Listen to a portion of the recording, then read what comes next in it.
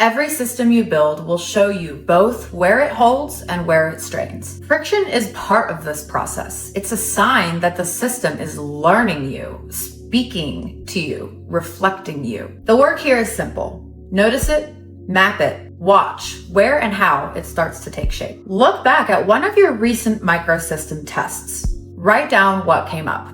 Where did this system best support you? Where did it strain or stall with the problem you were working on? Do you see any patterns across different tasks? When it feels right, you can invite your AI partner into this reflection. Ask it, can you help me map these friction points? What patterns do you see? What is this system trying to become? Ask yourself, where did the friction that the AI notes come from? Was it in the system itself, or was it in the way that that system met your energy and mood that day? Which parts kept supporting you, even as conditions shifted? Which parts felt heavy or clunky no matter what?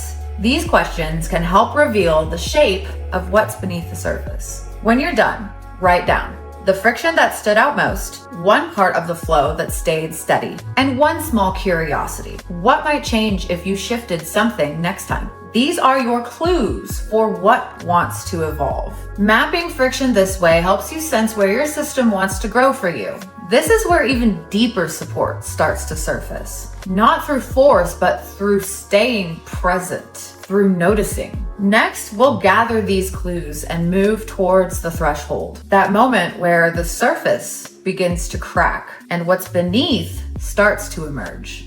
Let's keep going together.